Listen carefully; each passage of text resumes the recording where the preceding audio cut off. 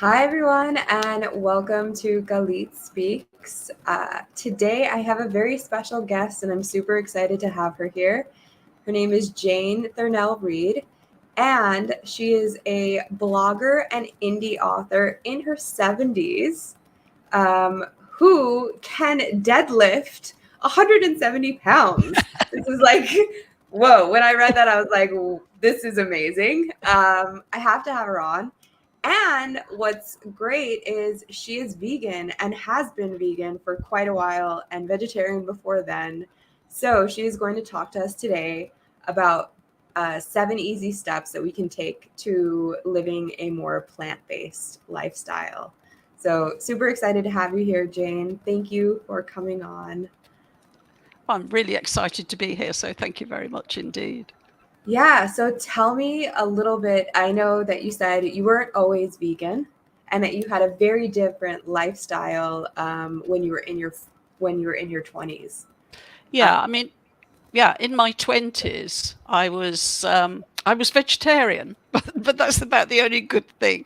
I mean, I was drinking around a quarter bottle of whisky, Scotch a day, smoking 50 cigarettes, 40 to 50 cigarettes a day. My diet consisted of toast and marmalade, orange juice, a few apples, lots of chocolate and lots of coffee. So not a vegetable in sight, and very unhealthy. Yeah, so you mentioned that you were vegetarian back then. Is Yeah. there a specific reason? Was it for the animals? Was it? Yeah, it was definitely for the animals. At that time, everybody was telling me that you needed to eat meat in order to be healthy.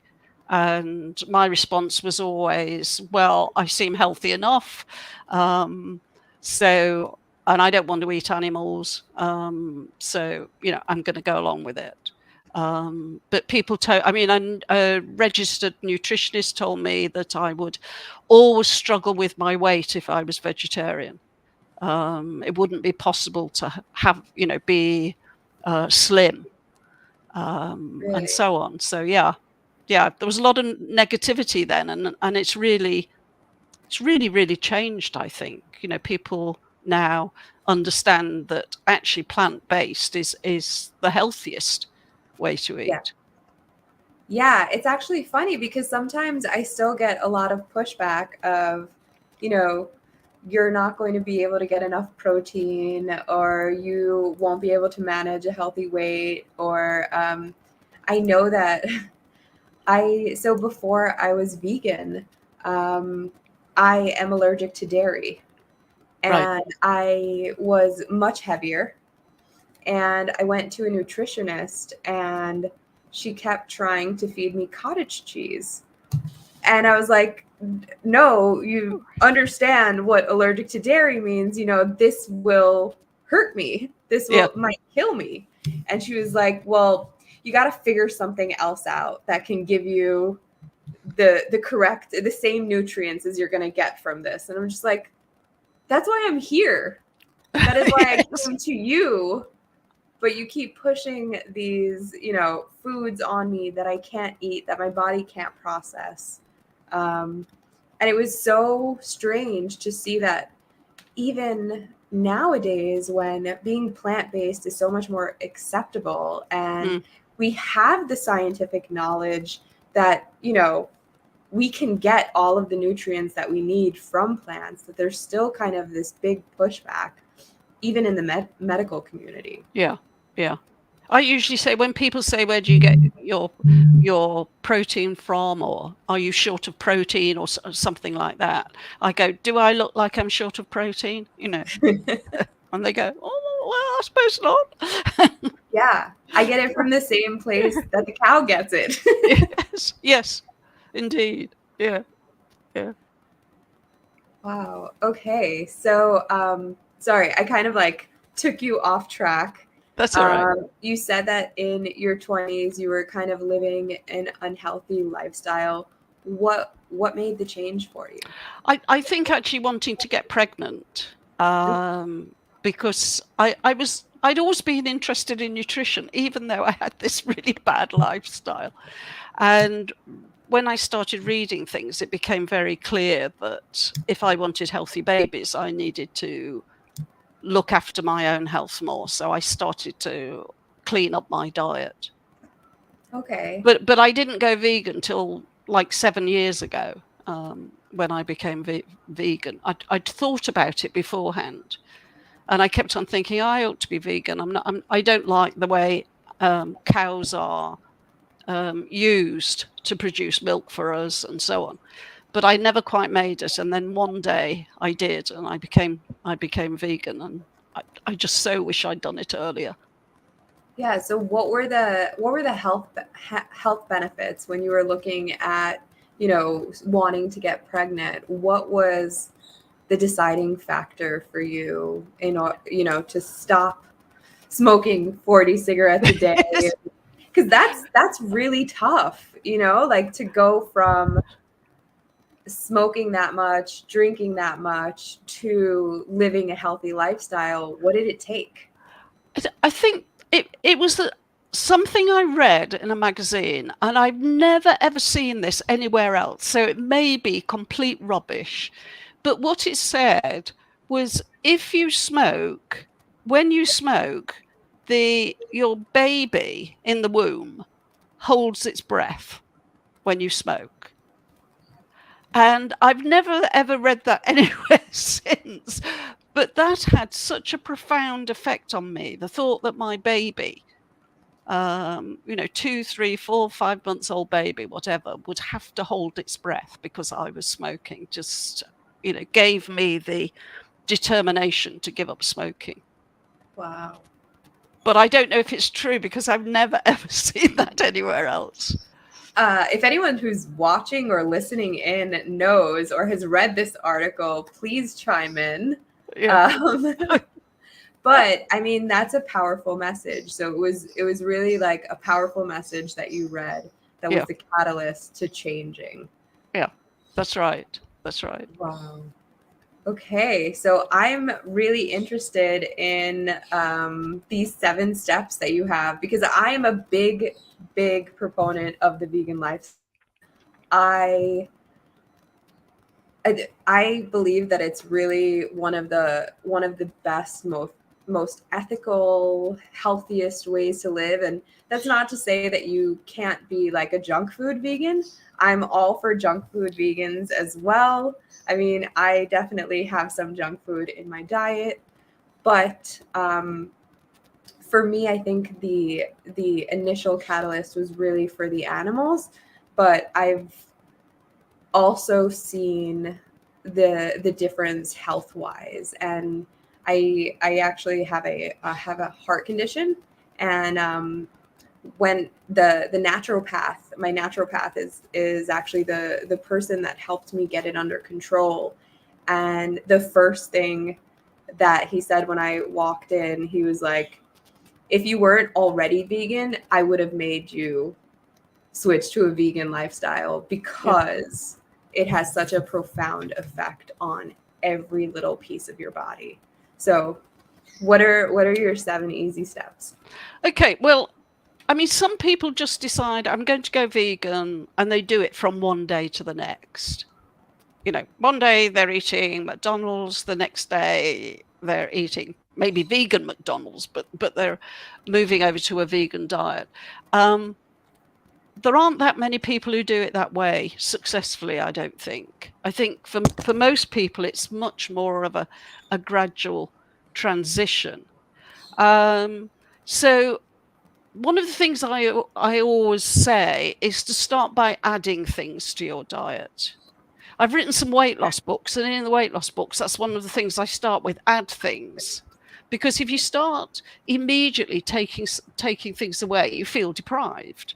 Yes. And if you feel deprived, then you're not very likely to carry on this way, because human nature doesn't like feeling deprived. So the first thing I say is start by adding more veggies or more fruit to your diet. That's the sort of first step. So you're not taking anything out. So you can still have your donut for your break, but have an apple as well. You know, or you can still have your steak or your burger, but add an extra portion of veggies. Yeah. So that's always the first step, is adding things, because people are usually happy to do that, and it gets them to think, oh, this isn't that difficult, this isn't that bad, I just add a few things. So that's always my first tip. And then moving on from that, once you've got that under your belt and are doing that quite regularly, the second thing is that when you're planning a meal, think about the veggies first.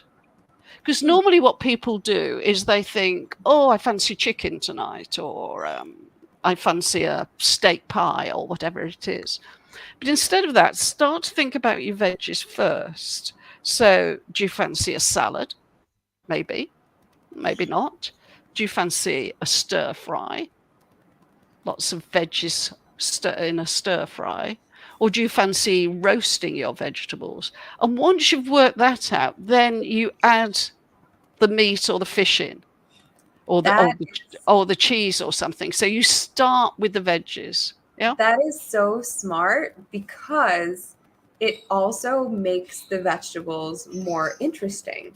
yes, Because you put more effort into it. Exactly. When you're normally planning it, that's a side dish. That's kind of the afterthought dish. Yes. But if you make that the initial, the initial exciting dish, then the meat or the whatever you're having with it, the fish, becomes like the side dish and is not cared about as much as, making these veggies taste amazing. Yes. Yeah. So that's actually the second tip. Third is adding herbs and spices to your meals. I mean, chopped. Do you call it parsley? Yes. Yeah. And what do you call coriander? I'm just trying to think. Arugula. Coriander is cilantro. Oh, cilantro, yes. Okay, so, chopped cilantro, chopped parsley, adding some turmeric to a meal, just adding lots of herbs and spices. They have a lot of health benefits. I mean, for example, turmeric is an anti-inflammatory. Right. So, if you have arthritis, or you're susceptible to skin problems or any digestive problems, if you get flare-ups of indigestion and things like that, adding turmeric could help. Adding ginger is very good for your digestion. So add some ginger onto your stir-fry veggies or into your roast veggies or whatever. Yeah, so adding lots of herbs and spices. And does helps. that also so besides for having different nutritional benefits to the herbs and spices, I feel like those also make the meal, again, more interesting and you more likely to want to have it again. Yeah, exactly. And then gradually reduce the size, the portion of the meat or fish. It's now generally recommended that if you're having a meal, that half your plate is veggies. And then you've got a quarter of your plate is pasta, potatoes, rice, and then a quarter of your plate is protein. Now, most people who eat meat regularly will maybe have a half or even more of their plate covered with the meat. And that's actually, from a health point of view, not recommended at all. Have you heard of the blue zones? No, I haven't. Okay, so the blue zones are areas of the world where people live to be very old. but they also live to be very old, and they have all their mental faculties, they are active, they're not decrepit. There will be a lot of people living to over 100, and they're still taking part in their community and doing all sorts of things. And scientists have studied these communities because they're interested in why these people are living so long and so well.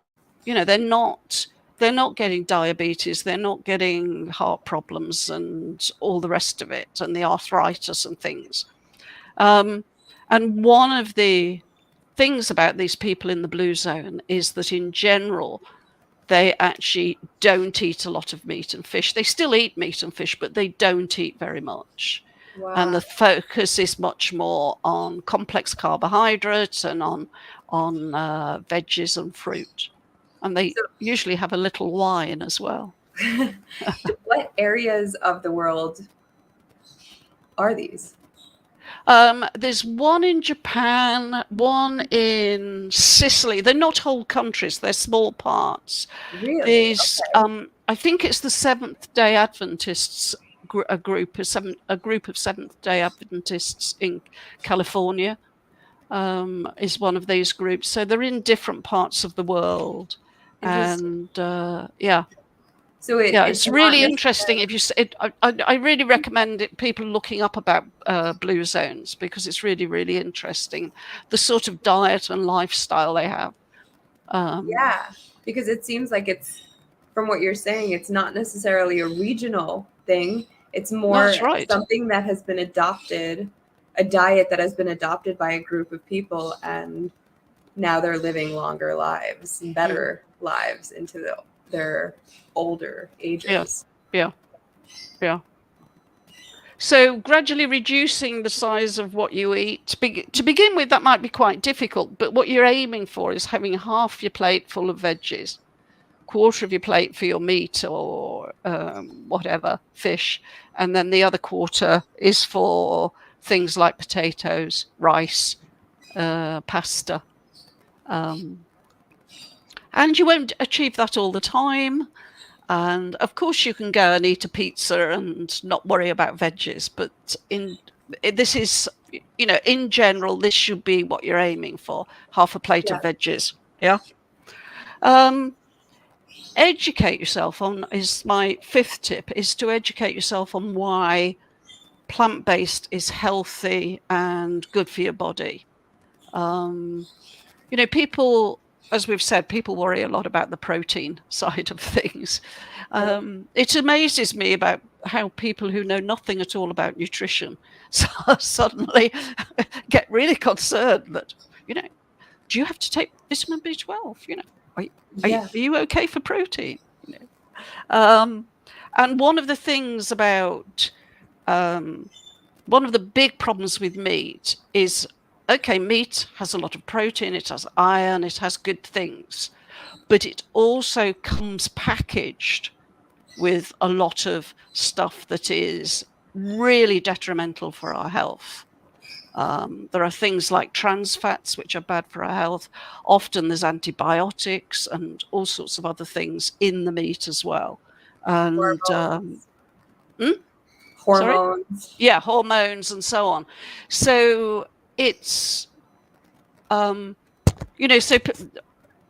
in a way, as vegans, there's things we need to add, but meat eaters, there's definitely things they need to take out. And one of the things they need to do is because the meat comes packaged with all this stuff that's less good, you need to eat less meat, otherwise you're really going to run into problems with it. Yeah, and it's funny because usually, as you said, a lot of people who have no background in nutrition will all of a sudden start to worry about you, and then it'll be the same people that are taking 5 different types of medication for all different things that is high blood pressure and diabetes and this and that, and it's almost like okay, but I'm okay. I'm not taking any medications right now. And I have done the blood tests and I'm getting all my nutrition, taken care of. Like I've got all the vitamins and all the minerals, and it's almost like maybe you should start actually researching the nutritional benefits of what you're eating, because it could help you as well. Yeah. Instead of just automatically, being on attack. Yeah. I mean, I think we should mention fiber here, because one of the things that's really important for us is fiber. Originally, fiber was thought to be useless because it didn't have any vitamins, minerals, protein, etc. So it was just pointless, and it just went straight through the system, didn't stay in the system, didn't do anything useful. That was back in the, I don't know, quite a few, maybe 40 years ago, that was the attitude about fiber. Then it began to be understood that fiber was really important in terms of keeping your colon healthy and clean, and making sure that your bowels were regular, and that, there's lots of evidence now that fiber is important in preventing certain cancers. And meat does not contain fiber. It doesn't contain fiber. So you need to be eating foods that contain fiber. And the foods that contain fiber are things like wholemeal bread, brown rice, but also fruit and veg contain a lot of fiber. And the other really, really important thing that's now being discovered about fiber is that fiber feeds our gut bacteria. And our gut bacteria, it feeds the healthy gut bacteria. Okay. Inside our guts, there's always a fight going on between the healthy gut bacteria and the bad gut bacteria. And if we eat fiber, we're feeding the good bacteria so they can win against the bad bacteria. And that's important, because if you've got healthy gut bacteria, your immune system is better. Yeah. And, with the pandemic and everything else that's going on, you need a really, really strong immune system. And making sure you have fiber via fruit and veg, that will help you to have a strong immune system. So, another reason to eat plant-based. And I think my sixth thought is that there are other reasons to be plant-based. We've already touched on these a bit. One is that eating meat, consuming dairy, involves a lot of cruelty. And, if most people saw what needed to happen in order for them to get their meat and dairy, they would be appalled. So that can actually add to your motivation to stick with it, to try different things, to establish what you want to eat. And then the environmental effect is now being seen to be really, really important too. How we, what we eat has a real effect on the environment in terms of, global warming and so on. So this is something absolutely you can do. If you get sad or depressed or anxious about what the future holds in environmental terms, one of the most significant things you as an individual can do is to go vegan, or to go as close to vegan as you can. For a lot of people, they're never going to do it 100%.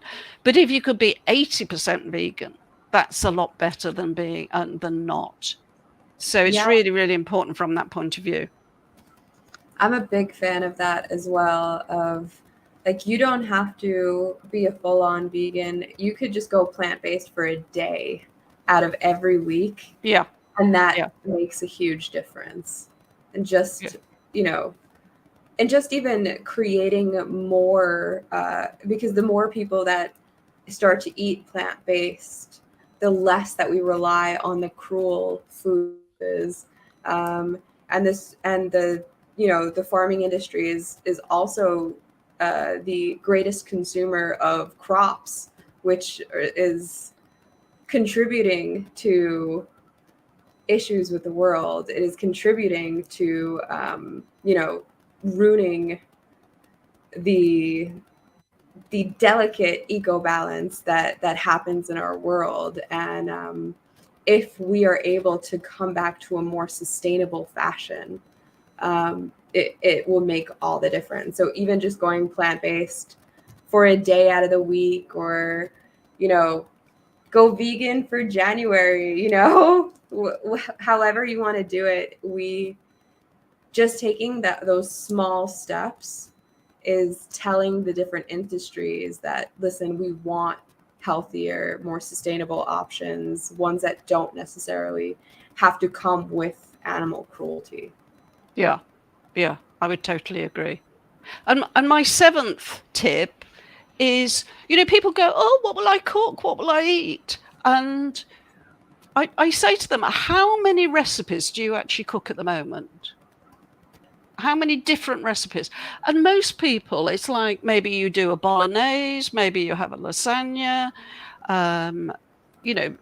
maybe you do a stir fry, maybe you do something else. So most people, if you ask them, they have maybe 5, 6, 7 favorite recipes, and those are the ones they do. So I say, well, you can actually probably veganize most of those. So for example, a bolognese, you could replace all or some of the meat with beans instead, or more or some of the meat with extra veggies. Same with a lasagna, you can do that. You can experiment with a pizza with vegan cheese and things like that. So what you need to do is, you don't need 200 recipes. That's how people seem to approach this. I need like loads and loads of different recipes so that I can go vegan. No, because unless you normally cook 200 different recipes, you don't. Most people cook 5 or 6. They have 5 or 6 favorite recipes, and that's what they cook. So you just need, get 2 or 3 favorite vegan recipes to replace some of those. Yeah. And now I feel like there are so many meat and dairy substitutes that you can pretty much veganize any recipes. Like, I have veganized things that I ate as a child. I'm Syrian Israeli, and like one of my favorite dishes is this thing called Lahmajin, which is basically these like mini meat pizzas, for lack of like a better way of describing it. It definitely has different flavoring than a pizza.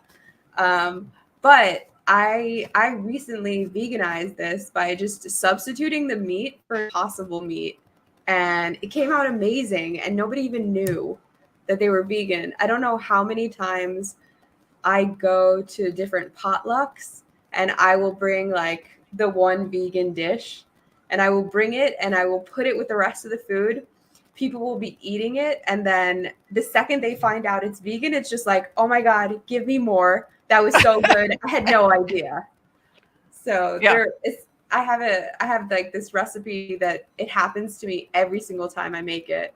I make vegan deli rolls, which are definitely vegan junk food. Like, this is not the healthiest dish, but it's always a crowd pleaser. And it's puff pastry dough with vegan cold cuts and vegan cheese.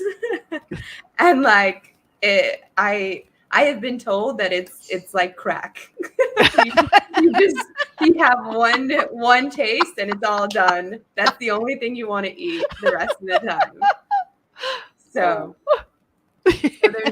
So there's definitely a ton of ways to veganize recipes. There are so many blogs, and I know that you write a blog as well. Is that something that you or is it more nutritional tips? My blog is actually, it's about health and happiness, whatever your age.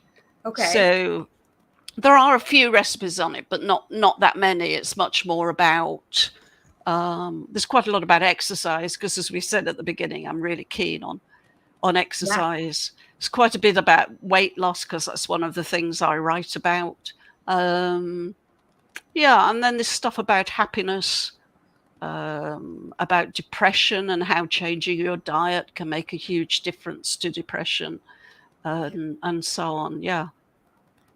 So one of the things that amazed me about you is the exercise. So what do you do? Do you have a specific, do you like, you do CrossFit and that is how you know how much you deadlift? Was this something that was a goal for you? Okay, so I go to the gym, and I'm fortunate enough to be able to work with a personal trainer. So I do that. I do that 3 times a week. I was saying to somebody today, you know, I don't go on expensive holidays. I don't go expensive meals out. I spend my money on a trainer, and it feels totally worthwhile. And I'm a member of the UK Vegan Society, and last year they suddenly, at the beginning of September, said we're going to be 77 years old in end of October, and we want people to do challenges involving 77.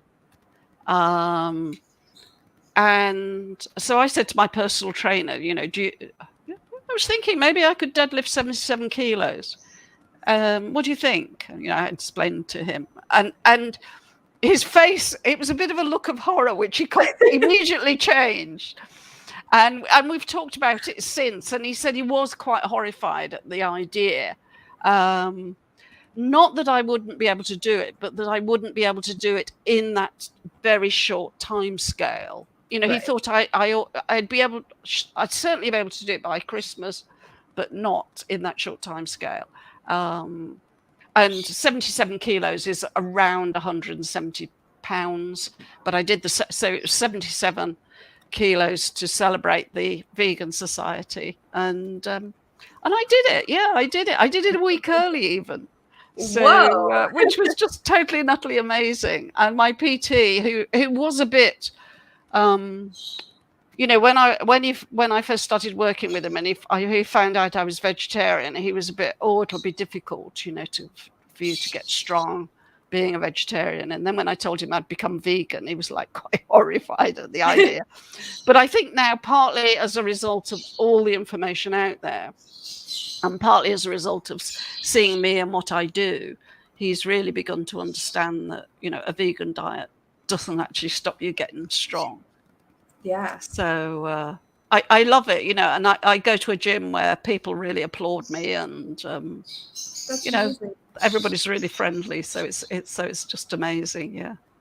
Yeah, that's really nice to have a super supportive gym. I think my favorite gym was really like that. When I lost quite a bit of weight a long time ago. Not even that long ago. It was like 4 years ago. I lost 86 pounds. Wow. Since I have gained some back because I got the heart condition. I stopped being able to work out. COVID hit, you know, like all of those things combined. But my favorite gym was this gym that, because of COVID, had to close, but it's called Crom, and it was CrossFit, which is why I asked you about CrossFit. Yeah. But it was a community. Like, everybody cheered everybody on. We were always trying to better ourselves, always trying to, you know, and it wasn't a competition between the members. It was always a competition with yourself. Making sure that you did better than you did the day before, and there was always somebody to root you on, even if they weren't necessarily part of your workout that day. Yeah. So I think that is really important, just having the community around you, especially when working out. And it's definitely something that I miss now. I also work out with a trainer, but I actually do pool workouts in my community pool, and that's because of my heart condition. Like, I can't do regular cardio anymore, and have to make sure, you know, so working with a trainer keeps it makes sure that I stay healthy, because you know, it's not just me trying to push and not really know what I'm doing. It's someone else that has the knowledge and is giving me what to do and telling me how to do it. But yeah, that's definitely something that I miss, having like people rooting for you. I have my trainer that roots for me, but it's not the same as having an entire community of people just like oh my gosh, you're in your 70s and you're doing killer workout right now. Lifting Yeah, people say to 75 me, "Oh, kilos. my mum and dad are on the couch." But I put my video, I put gym videos on Instagram. Okay. My Instagram is at Thriving Jane, and you know, people constantly say, "Oh, I've been showing your videos to my mum or even my grandmum to try and get her to start working out." And you know, people sort of say, "Oh, it's just so inspirational to see someone of your age, you know, working out all the time." So yeah. Yeah. That's amazing. And I want you to share the books that you've written. So you are an author. You're a Yeah, yeah. published author, and you have some books that you've written about. Whoa. Yeah. So Yeah. share a little bit about what the books Okay, are. so the first one is 190 weight loss hacks, what the evidence says. So there's over 350 scientific references in it. So I've got really exasperated about how weight loss is talked about. You know, a lot of it is just fluff or some you know, some celebrity, I don't know, advocating something that's impossible or won't work. So this book is based on all the evidence of what works. It's available as from Amazon as a paperback, an ebook, and just this week it's gone on to Audible, yeah, Wow. Audible and iTunes. So that's that one. And then a lot of friends said to me, "Is there anything about menopause in your weight loss book?" And I said, "Well, no, I'm going to write a separate book. So there's this one." So the menopause weight loss, live well, sleep well, stop hot flashes, and lose weight. So that's again research based, what the research says about what you need to do. So and that at the moment is in paperback and on Kindle, and it will go into to be an audio book in the next month or so. That's amazing. So if anyone wants to go check out the books, I love that they're scientific, fact, nutritional based. Yeah, it's really important when there are so many people out there spreading just hacks that are completely not based in science and completely not based in nutrition, and people get very deep into these cleanses or different weight losses, or just like dehydrating themselves in order Yeah. to look skinnier, where that's really And not there's the no evidence, you know, there's no evidence this stuff works. I mean, it gets more clicks on, you know, more clicks, more maybe people sell more of their products and stuff like that. You know, the amazing pills that are going to make you know, lose your body, you lose your belly fat, you know, tone you up, and you don't actually have to do anything very much, but just pay a lot of money and take these tablets. Yeah, It's not, no, it's not like that. not reality. No. So I love that your books are based in reality. Yes. And if anyone wants to reach you, what are the best ways that they can do that? Well, they can do it via Instagram, and my Instagram handle is at Thriving Jane, or my blog is janethurnell-read.com, all one word. Okay. Or they can email me, Jane, Jane, at janethurnell-read.com. That works too. Amazing. Thank you so, so much for sharing all of this knowledge. Thank you so much for being here. I really appreciate it. I'm so glad we were able to make it work. We're Yeah. actually going live at a different time than I normally go live, because I thought it was so important to have you. And you are in the UK, so we're on totally different schedules. Yes, that's right. That's right. To begin with, I thought, oh, this isn't going to work, but we managed to make it work. So that's great. I've really enjoyed it. Thank you ever so much. Thank you so much. And if anyone wants to reach out to Jane, I will post all of her information. Go out, get the books, learn a little bit more about a plant-based diet, see what you can do, see how you can add more vegetables into your diet. I loved the first tip of like start adding things first before you start taking things out. So if you've got anything to share, want to tell your story about going plant-based, I would love to hear it. As always, you can also reach out to me on Instagram, Galit Speaks. If you're watching this on YouTube, please like, subscribe, share it with anyone you know. And until next week, thank you so much for being here. Bye, everyone. Thank you.